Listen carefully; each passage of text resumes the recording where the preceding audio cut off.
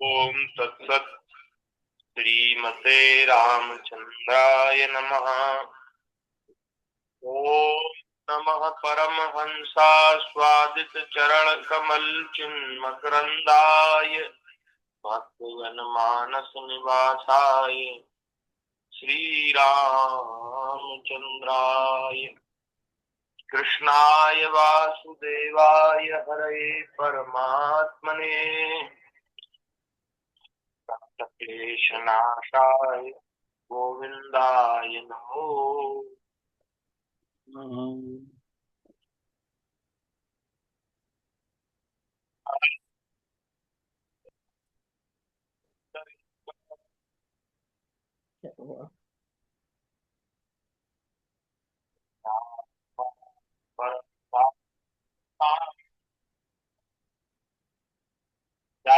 जुगन में भक्त जे तिनके पद की भूरी सर्वसुर राखियो मेरी जीवन मूरी। भक्त भक्ति भगवंत गुरु चतुर नाम एक के पद बंधन किए नाशे विघ्न अनेक। श्री राम जय राम जय जय राम। श्री राम जय राम जय जय राम। श्री राम जय राम जय जय राम। श्री राम जय राम जय जय राम। सीता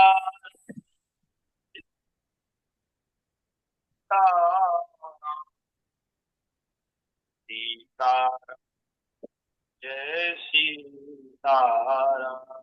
सीताराम जय सीताराम। सीताराम जय सीताराम। राधे श्याम जय राधे श्याम। राधे श्याम जय राधे श्याम। राधे श्याम जय राधे श्याम। राधे श्याम जय राधे श्याम। जय जय श्यामा जय जय श्याम। जय जय श्री वृंदावन। जय जय श्यामा जय जय श्याम। जय जय श्री वृंदावन धाम। जय जय ब्रजमंडल धाम। जय जय श्री ब्रजमंडल धाम। श्री राम जय राम जय जय राम। श्री राम जय जय राम। बोलिए श्री सीतारामचंद्र भगवान की जय। श्री वृंदावन बिहारी लाल की जय। श्रीमद्भागवत महापुराण की जय। श्री सुखदेव जी महाराज की जय। भगवान श्री वेदव्यासी महाराज की जय। सब संत हरि भक्तन की जय। श्री सद्गुरुदेव भगवान की जय। जगत जननी पूजा गौ माता की जय। जय जय श्री राधे श्याम। जय जय श्री सीताराम। हर हर महादेव। हरि शरणम नारायण। भक्तवांछा कल्पतरु भक्त वत्सल शरणागत वत्सल दीन बंधु दया सिंधु असंख्येय कल्याण गुणगण निलय कारण करुणा उन्नालय सच्चिदानंद घन मूर्ति आनंद कंद भगवान श्री वृंदावन बिहारिणी बिहारी जी की अतिशय कृपा और करुणा के फलस्वरूप हम सब लोगों को श्रीमद् भागवत जी की मंगलमयी कथा कहने और सुनने का परम दुर्लभ सौभाग्य प्राप्त हो रहा है। तो भगवान की कृपा से ऐसा संयोग बना है कि अपने अपने घरों में बैठकर विज्ञान के सदुपयोग से हम सब लोग श्रीमद् भागवत जी की कथा का रसपान कर रहे हैं। कल हम सब ने श्रवण किया कि भगवान का विवाह सत्या के साथ कैसे संपन्न हुआ। राजा नग्नजित की पुत्री नागनजिती भी जिनको कहा जाता है, ऐसी भगवान की पटरानी श्रीमती सत्या जी, उनके साथ भगवान का विवाह हुआ। आगे श्री सुखदेव जी महाराज कहते, परीक्षित कैकेय देश की राजा की कन्या, उनका नाम था भद्रा, और उसके भाई संतर्दन आदि ने उसे स्वयं ही भगवान श्री कृष्ण को दे दिया और भगवान ने उसका पाणी ग्रहण किया। ये भगवान का 7वां विवाह इनसे भद्रा से हुआ। और भगवान का 8वां विवाह मध्य प्रदेश की राजधानी मध्य प्रदेश के राजा की एक कन्या लक्ष्मणा, और वे बड़ी सुंदर और बड़ी सुलक्षणा थी लक्ष्मणा जी, और उन्होंने भगवान श्री कृष्ण का स्वयंवर में वर्ण किया और ठाकुर जी का विवाह उनके साथ हुआ। इस प्रकार भगवान के 8 विवाह तो इस प्रकार हुए। और श्री कृष्ण की और भी सहस्त्रों स्त्रियां थीं। उन परम सुंदरियों को वे भौमासुर को मारकर उसके बंदी गृह से छुड़ा लाए थे। ऐसा सुखदेव जी ने परीक्षित जी को सुनाया। तो परीक्षित जी ने प्रश्न किया कि भगवान श्री कृष्ण ने भौमासुर को, जिसने उन स्त्रियों को बंदी गृह में डाल रखा था, क्यों और कैसे मारा?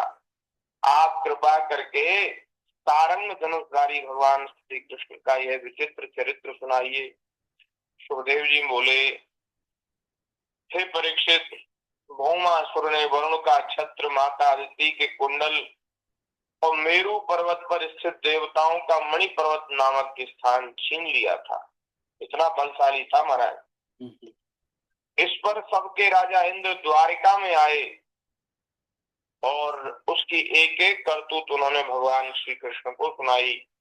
अब भगवान श्री कृष्ण अपनी प्रिय पत्नी सत्यभामा के साथ गरुड़ पर सवार हुए और भौमासुर की राजधानी प्राग ज्योतिषपुर गए। प्राग ज्योतिषपुर में प्रवेश करना बहुत कठिन था। पहले तो उसके चारों ओर पहाड़ों की किलेबंदी थी, उसके बाद शस्त्रों का घेरा लगाया हुआ था, फिर जल से भरी खाई थी, उसके बाद आग की 4 दीवारी थी और उसके भीतर वायु बंद करके रखा गया था। इससे भी भीतर मुर्दैत्य ने नगर के चारों ओर अपने 10,000 घोर सुदृढ़ फंदे बिछा रखे थे, जाल बिछा रखे थे कि कोई इन अग्नि, जल और पहाड़ों को, हवा को भी पार करके, एक जहरीली गैस को पार करके यदि यहाँ तक आ जाएगा तो उन जालों में फंस जाएगा। तो इतना कठिन था उसके नगर में प्रवेश करना। लेकिन भगवान तो भगवान है। भगवान ने अपनी गदा की चोट से पहाड़ों को तोड़ फोड़ डाला, शस्त्रों की मोर्चे बंदी को बाणों से छिन्न भिन्न कर दिया, चक्र के द्वारा अग्नि, जल और वायु की 4 दीवारियों को तहस नहस कर दिया और मुर्दैत्य के फंदों को तलवार से काट कूट कर अलग रख दिया। जो बड़े बड़े यंत्र मशीनें वहां लगी हुई थी, उनको तथा वीर पुरुषों के हृदय को शंखनाद से विदीर्ण कर दिया और नगर के परकोटे को गदाधर भगवान ने अपनी भारी गदा से ध्वंस कर डाला। भगवान के पांचजन्य शंख की ध्वनि प्रलयकालीन बिजली की कड़क के समान महाभयंकर थी। उसे सुनकर मुरदैत्य की नींद टूटी और वह बाहर निकल आया। उसके 5 सिर थे और अब तक वह जल के भीतर सो रहा था। और वह दैत्य महाराज बड़ा तेजस्वी था। उसने त्रिशूल उठाया और भगवान की ओर दौड़ा, जैसे महाराज कोई सांप गरुड़ जी से युद्ध करने के लिए गरुड़ जी के ऊपर टूट पड़े। उसने अपने त्रिशूल को बड़े वेग से घुमाकर गरुड़ जी पर चलाया और फिर अपने 5 मुखों से घोर सिंहनाद करने लगा। उसके सिंहनाद की ध्वनि से सारा ब्रह्मांड भर गया। भगवान श्री कृष्ण ने देखा कि मुरदैत्य का त्रिशूल गरुड़ की ओर बड़े वेग से आ रहा है। तब अपना हस्त कौशल दिखाकर फुर्ती से उन्होंने 2 बाण मारे, जिनसे वह त्रिशूल कटकर 3 टूक हो गया। इसके साथ ही मुरदैत्य के मुखों में भी भगवान ने बहुत से बाण मारे। इससे वह दैत्य अत्यंत क्रुद्ध हो उठा और उसने भगवान पर अपनी गदा चलाई। परंतु भगवान श्री कृष्ण ने अपनी गदा के प्रहार से मुरदैत्य की गदा को अपने पास पहुंचने के पहले ही चूर चूर कर दिया। अब वह अस्त्रहीन हो जाने के कारण अपनी भुजाएं फैलाकर श्री कृष्ण की ओर दौड़ा और उन्होंने खेल खेल में ही चक्र से उसके 5 सिर उतार दिए। सिर कटते ही मुरदैत्य के प्राण पक्षी उड़ गए और वह जल में गिर पड़ा। अब महाराज मुरदैत्य की मृत्यु के बाद उसके 7 पुत्र वे बड़े क्रोधित होकर अपने पिता की मृत्यु का बदला लेने के लिए शस्त्र अस्त्रों से सुसज्जित होकर के और श्री कृष्ण पर चढ़ाए। श्री कृष्ण पर चढ़ाए, युद्ध के लिए आ गए और क्रोध करके उन्होंने भगवान श्री कृष्ण के ऊपर शस्त्रों की वर्षा कर दी। सुखदेव जी कहते, परीक्षित, भगवान की शक्ति अमोघ और अनंत है। उन्होंने अपने बाणों से उनके कोटि कोटि शस्त्र अस्त्र तिल तिल करके काट गिराए। वाह! भगवान के शस्त्र प्रहार से सेनापति पीठ और उसके साथी दैत्यों के सिर, जांघें, भुजा, पैर और कवच कट गए और उन सभी को भगवान ने यमराज के घर पहुंचा दिया। जब पृथ्वी के पुत्र नरकासुर, जिसको भौमासुर कहते हैं, उसने देखा कि भगवान श्री कृष्ण के चक्र और बाणों से हमारी सेना और सेनापतियों का संहार हो गया, तब उसे असह्य क्रोध हुआ। वह समुद्र तट पर पैदा हुए बहुत से मद वाले हाथियों की सेना लेकर नगर से बाहर निकला और उसने देखा कि भगवान श्री कृष्ण अपनी पत्नी के साथ आकाश में स्थित है, गरुड़ पर स्थित है, जैसे सूर्य के ऊपर बिजली के साथ वर्षाकालीन श्याम मेघ शोभायमान हो। यहाँ गरुड़ जी को तो सूर्य की उपमा दी गई है और बिजली है श्री सत्यभामा जी, और श्याम मेघ के समान शोभा प्राप्त कर रहे हमारे ठाकुर। ऐसा लगता है जैसे सूर्य के ऊपर बिजली और मेघ विराजमान हो। भौमासुर ने स्वयं भगवान के ऊपर पत्ती चलाई और उसके सब सैनिकों ने भी एक ही साथ उन पर अस्त्र शस्त्र छोड़े। अब भगवान श्री कृष्ण भी चित्र विचित्र पंख वाले तीखे तीखे बाण चलाने लगे। इससे उसी समय भौमासुर के सैनिकों की भुजाएं, जांघें, गर्दन और धड़ कट कट कर गिरने लगे। हाथी और घोड़े भी मरने लगे और जो जो अस्त्र भौमासुर के सैनिकों ने भगवान पर चलाए थे, उनमें से प्रत्येक को भगवान ने 3 तीखे बाणों से काट गिराया। समय भगवान श्री कृष्ण गरुड़ जी पर सवार थे और गरुड़ जी अपने पंखों से हाथियों को मार रहे थे। उनकी चोंच, पंख और पंजों की मार से हाथियों को बड़ी पीड़ा हुई और वे सब के सब आर्त होकर युद्ध भूमि से भागकर नगर में घुस गए। अब वहां अकेला भौमासुर ही लड़ता रहा। जब उसने देखा कि मेरी सेना भाग रही है तब उसने गरुड़ जी के ऊपर वह शक्ति चलाई जिसने वज्र को भी विफल कर दिया था, परंतु उसकी चोट से पक्षीराज गरुड़ तनिक भी विचलित नहीं हुए, मानो किसी ने मतवाले गजराज पर फूलों की माला से प्रहार किया हो।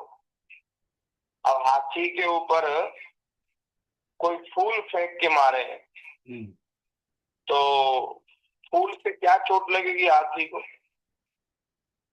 इसी प्रकार ऐसे ही लगा गरुड़ जी को जैसे कोई हाथी के ऊपर फूल का प्रहार करे।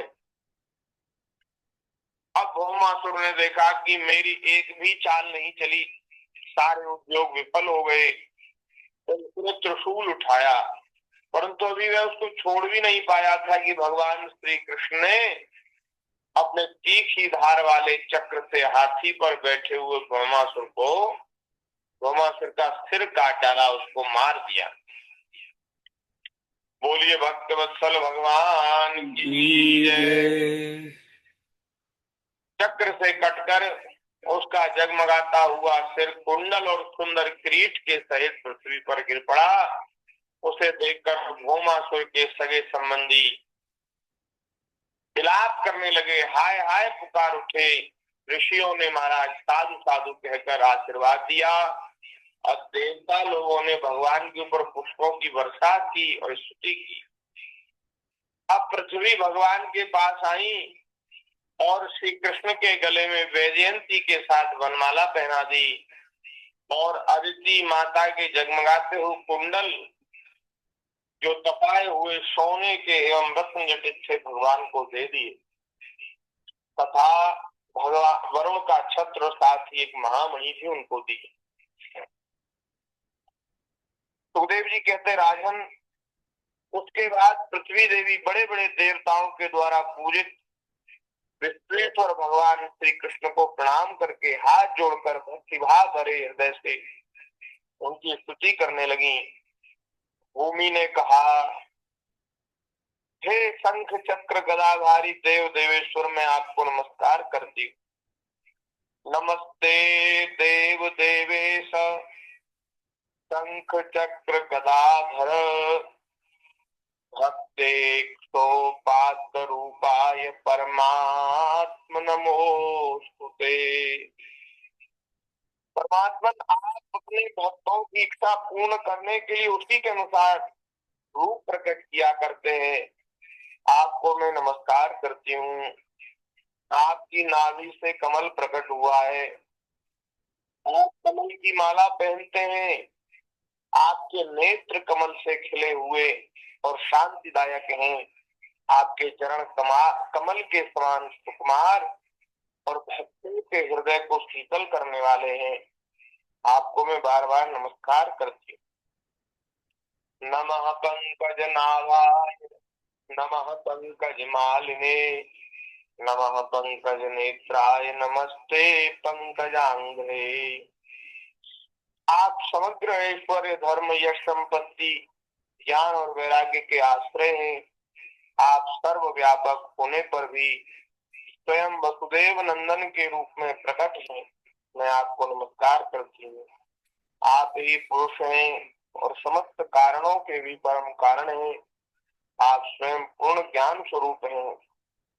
मैं आपको नमस्कार करती हूँ। बार बार प्रणाम किया और कहा कि हे प्रभु, आप शरणागत के भय का भंजन करने वाले। कोई आपकी शरण में आ जाए तो आप उसको सभी दुखों से सभी भयों से मुक्त कर देते। हे नाथ, मेरे पुत्र भौमासुर का यह पुत्र भगदत्त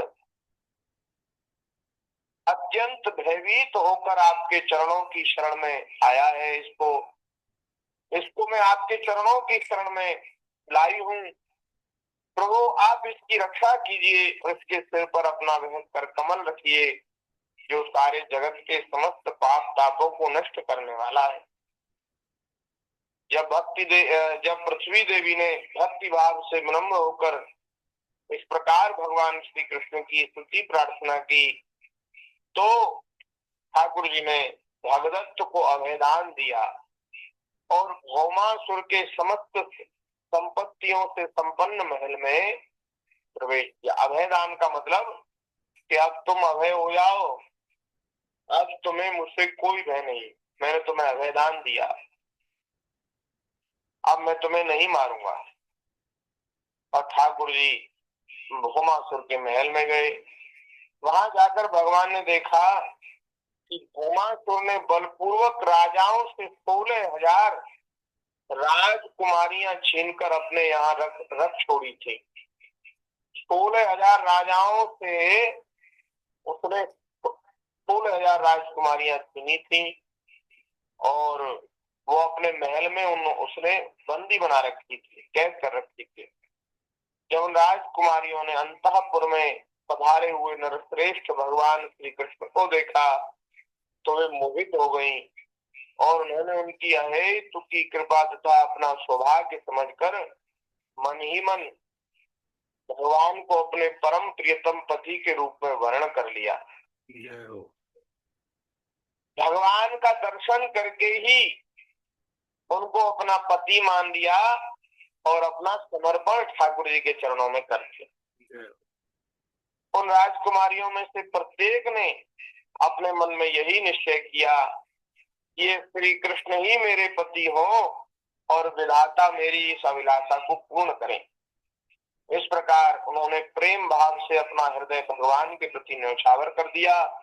तब भगवान श्री कृष्ण ने उन राजकुमारियों को सुंदर सुंदर निर्मल वस्त्राभूषण पहनाकर पालकियों से द्वारका भेज दिया और उनके साथ ही बहुत से खजाने, रथ, घोड़े तथा अतुल संपत्ति भी भेजी।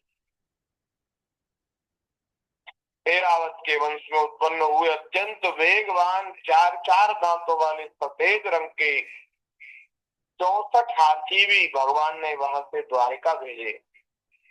इसके बाद भगवान श्री कृष्ण अमरावती में स्थित देवराज इंद्र के महलों में गए।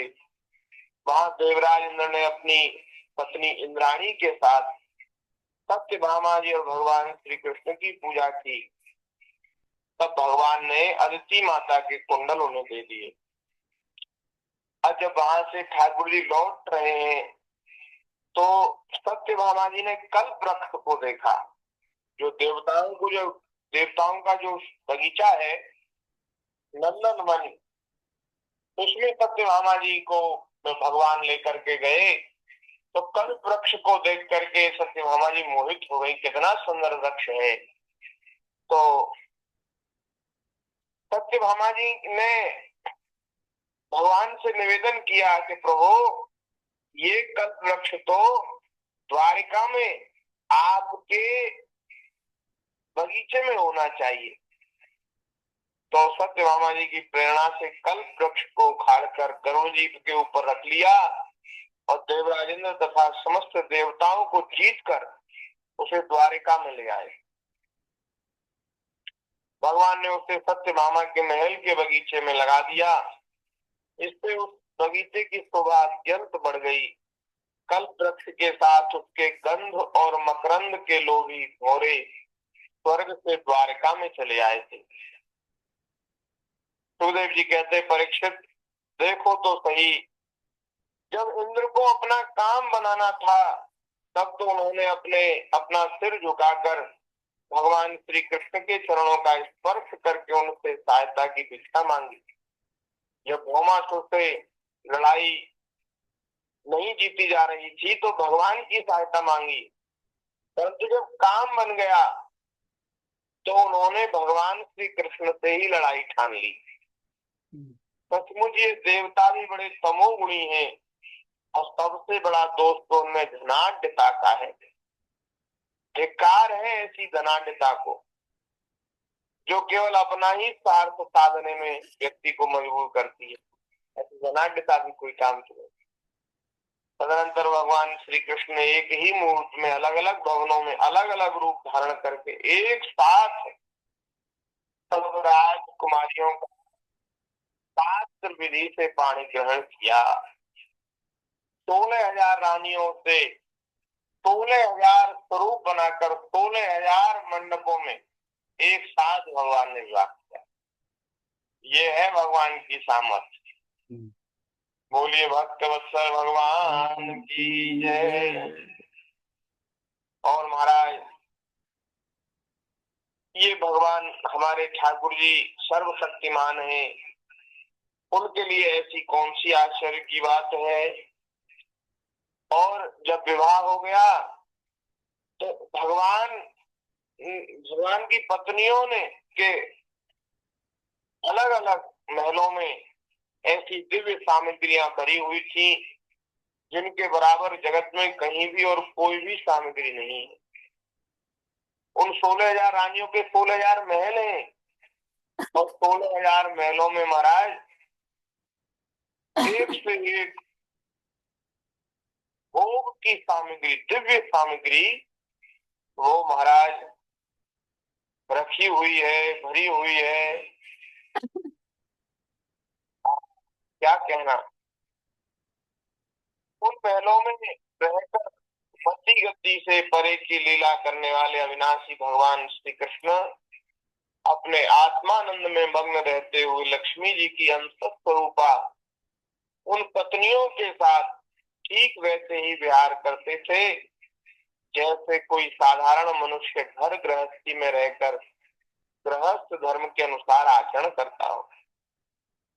बड़े बड़े देवता भी भगवान के वास्तविक स्वरूप को और उनकी प्राप्ति के मार्ग को नहीं जानते। उन्हीं रमा रमण भगवान श्री कृष्ण को उन स्त्रियों ने पति के रूप में प्राप्त किया था। अब नित्य निरंतर उनके प्रेम और आनंद की अभिवृद्धि होती रहती थी और वे प्रेम भरी मुस्कुराहट, मधुर चितवन, नव समागम, प्रेमालाप तथा भाव बढ़ाने वाली लज्जा से युक्त होकर सब प्रकार से भगवान की सेवा करती रहती थी। उनमें से सभी पत्नियों के साथ सेवा करने के लिए सैकड़ों दासियां रहती, फिर भी जब उनके महल में भगवान पधारते तब वे स्वयं आगे जाकर आदर पूर्वक उन्हें लिवा लाती, श्रेष्ठ आसन पर बिठाती, उत्तम सामग्रियों से पूजा करती, भगवान के चरणों को पखारती, पान लगाकर खिलाती, पांव दबाकर थकावट दूर करती, पंखा झलती, इत्र, फुलेल, चंदन आदि लगाती, फूलों के हार पहनाती, केश संवारती, सुलाती, स्नान कराती और अनेक प्रकार के भोजन कराकर सब सेवा भगवान की अपने हाथों से ही करती थी। ऐसा प्रेम वे सब भगवान के चरणों में करती थी। बोलिए भक्त वत्सल भगवान की जय। ये यहाँ 59वां अध्याय संपन्न हो गया जी। अब आगे 60वें अध्याय में श्री सुखदेव जी महाराज भगवान के द्वारिका लीला का वर्णन कर रहे हैं। श्री सुखदेव जी महाराज कहते हैं कि परीक्षित, एक दिन भगवान रुक्मिणी जी के महल में पलंग पर आराम से बैठे थे और रुक्मिणी जी अपने हाथ से भगवान को पंखा जल रही थी, भगवान की सेवा कर रही थी। जो खेल खेल में ही इस जगत की रचना, रक्षा और प्रलय करते हैं, वही अजन्मा प्रभु अपनी बनाई हुई धर्म मर्यादाओं की रक्षा करने के लिए यदुवंश में अवतीर्ण हुए। रुक्मिणी जी का महल बड़ा ही सुंदर है, उसमें ऐसे ऐसे चंदोवे तने हुए हैं जिनमें मोतियों की लड़ियों की झालरें लटक रही हैं, मड़ियों के दीपक जगमगा रहे हैं, बेला चमेली के फूल और हार महक रहे हैं, फूलों पर झुंड के झुंड भौरे गुंजार कर रहे हैं, सुंदर सुंदर झरोखों की जालियों में से चंद्रमा की शुभ्र किरणें महल के भीतर छिटक रही है। उद्यान में पारिजात के उपवन की सुगंध लेकर मंद मंद शीतल वायु चल रही है। झरोखों की जालियों में से अगर के धूप का धुआं बाहर निकल रहा था। ऐसे महल में दूध के फेन के समान कोमल और उज्जवल बिछौनों से युक्त सुंदर पलंग पर भगवान श्री कृष्ण बड़े आनंद से विराजमान है और रुक्मिणी जी त्रिलोकी के स्वामी को पति रूप में प्राप्त करके उनकी सेवा कर रही है। आहा, क्या कहना महाराज। उसी समय भगवान श्री कृष्ण ने रुक्मिणी जी से मुस्कुराते हुए कहा कि हे राजकुमारी, बड़े बड़े नरपति जिनके पास लोकपालों के समान ऐश्वर्य और संपत्ति है, जो बड़े महानुभाव और श्रीमान हैं तथा सुंदरता, उदारता और बल में भी बहुत आगे बढ़े हुए हैं, ये सब तुमसे विवाह करना चाहते थे। तुम्हारे पिता और भाई भी उन्हीं के साथ तुम्हारा विवाह करना चाहते थे।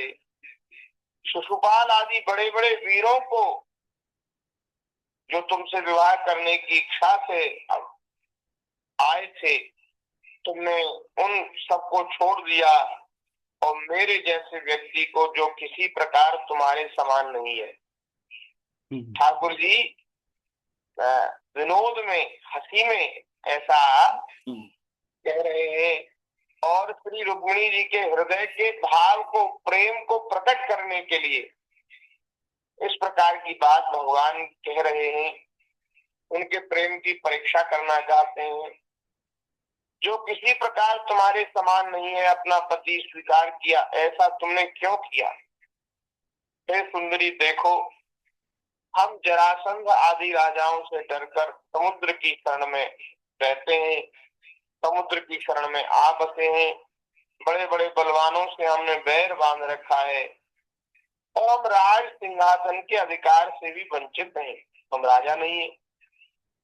हे सुंदरी, हम किस मार्ग के अनुयायी हैं, हमारा कौन सा मार्ग है, यह भी लोगों को अच्छी तरह मालूम नहीं है। हम लोग लौकिक व्यवहार का भी ठीक ठीक पालन नहीं करते और मुझे तो अनुनय विनय के द्वारा तुम लोगों को रिझाना भी नहीं आता। जो स्त्रियां मेरे जैसे पुरुषों का अनुसरण करती हैं, उन्हें प्राय क्लेश ही क्लेश भोगना पड़ता है। सुंदरी, हम तो सदा अकिंचन हैं, ना तो हमारे पास कभी कुछ था और न रहेगा। ऐसे ही अकिंचन लोगों से हम प्रेम भी करते हैं और वे लोग भी हमसे प्रेम करते हैं। अकिंचन ही हमसे प्रेम करते हैं और हम भी अकिंचनों को प्रेम करते हैं। यही कारण है कि अपने को धनी समझने वाले लोग प्राय हमसे प्रेम नहीं करते, हमारी सेवा नहीं करते।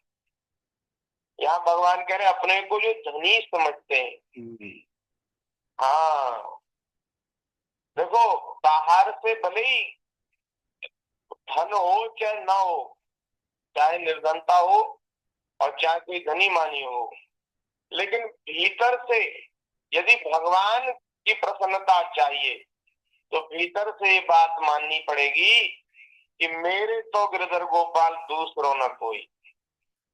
ये धन संपत्ति मेरी नहीं है, मैं इसका मालिक नहीं हूँ। ये धन संपत्ति तो सब ठाकुर जी की है, भगवान की। मैं तो निर्धन हूँ, कंगला हूँ, कुछ नहीं मेरे पास। तो कोई धन जो है वो कोई बाधक नहीं है, लेकिन धन में जो आसक्ति है, जो ममता है, वो अपने को जो धनी मानने का जो भाव है, धन का जो नशा है, जो अहंकार है, वो भगवान की प्रसन्नता में बाधक है। तो अपने को जो धनी न समझे, वो जो अपने को अकिंचन मानता है, अकिंचन तो वो तो भगवान का प्यारा हो जाता है। और जो अपने आप को धनी समझते हैं, वे प्राय हमसे प्रेम नहीं करते, क्योंकि भैया उनका प्रेम तो धन से है, और जिनका प्रेम धन से है वो ठाकुर जी से प्रेम कैसे करेंगे? ऐसा तो होगा ही नहीं। प्रेम तो कहीं एक से ही होगा। प्रेम गलियत सांकरी या में दो न समाए। प्रेम तो किसी एक से ही होगा भैया। अगर दो चार से है ना तो प्रेम नहीं है। यदि किसी पुरुष का दो चार छह स्त्रियों से प्रेम है तो वो उसको प्रेम थोड़ी कहेंगे, उसको तो व्यभिचार कहेंगे। ऐसी किसी स्त्री का भी यदि किसी बहुत से लोगों से प्रेम है तो वो फिर प्रेम कहाँ रहा? तो इसलिए भैया प्रेम तो एक से ही होता है। तो या तो धन से प्रेम कर लो, और या फिर ठाकुर जी से प्रेम कर लो। तो जो धन से प्रेम करते हैं, जो अपने को धनी समझते हैं, भगवान कह रहे हैं कि वे हमसे प्रेम नहीं करते, हमारी सेवा नहीं करते। जिनका धन कुल ऐश्वर्य सौंदर्य और आय अपने समान होती है, हे देवी उन्हीं से विवाह और मित्रता करना चाहिए। मित्रता का संबंध, विवाह का संबंध अपने समान लोगों से करना चाहिए। जो अपने से श्रेष्ठ अथवा निकृष्ट हो उनसे नहीं करना चाहिए। हे विदर्भ राजकुमारी, तुमने इन सब बातों का विचार नहीं किया और मेरे जैसे व्यक्ति की झूठी प्रशंसा सुनकर, मुझे बिना जाने ही मेरी झूठी प्रशंसा सुनकर तुमने मुझसे प्रेम किया और मुझको वर्ण कर लिया, मुझसे विवाह कर लिया। भगवान 2 मिनट तुम्हारी जी सीताराम 2 मिनट। हाँ, इसमें तुम्हारी अदूरदर्शिता सिद्ध होती है। तुम अदूरदर्शी हो, तुम्हें दूर की बात मतलब अनुभव में नहीं आती, समझ में नहीं आती, इसलिए तुम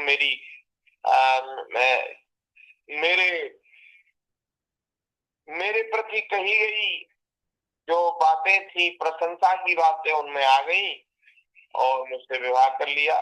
लेकिन ठाकुर जी कह रहे हैं अब भी कुछ बिगड़ा नहीं है, तुम अपने अनुरूप किसी श्रेष्ठ क्षत्रिय का वर्ण कर लो, जिसके द्वारा तुम्हारा यह लोक और परलोक की सारी आशा अभिलाषाएं पूरी हो सके। तो ऐसा होता है ना कि कभी कभी महाराज जो जो पति है वो बहुत प्रेम से रहता है, तो पत्नी सोचती है, स्त्री सोचती है कि ये तो बड़े मुझ में आ सकते हैं, ये तो मेरे बिना रह ही नहीं सकते। तो लगता है रुक्मिणी जी को भी ऐसा ही लगता होगा। तो रुक्मिणी जी का ये अभिमान दूर करने के लिए ठाकुर जी कह रहे हैं, भगवान कह रहे हैं कि भैया हम तो ऐसे ही हैं, और चलो कोई बात नहीं, तुम गलत चक्कर में पड़ गई, हमारी ऐसी बात हमारे बारे में सुन ली, और अब तो तुमने जान लिया होगा कि हम कैसे हैं, क्या है हमारे पास, तो अब भी कुछ बना बिगड़ा नहीं है, अब भी देर नहीं हुई, तुम अपने योग्य कोई वर ढूंढकर उससे विवाह कर लो। हाँ, जिससे तुम्हारी आशाएं अभिलाषाएं पूरी हो सके। तो इस तरह से भगवान ने कहा। तो श्री रुक्मिणी जी ने इस बात को सुनकर, रुक्मिणी जी महाराज व्याकुल हो गई, बड़ी दुखी हो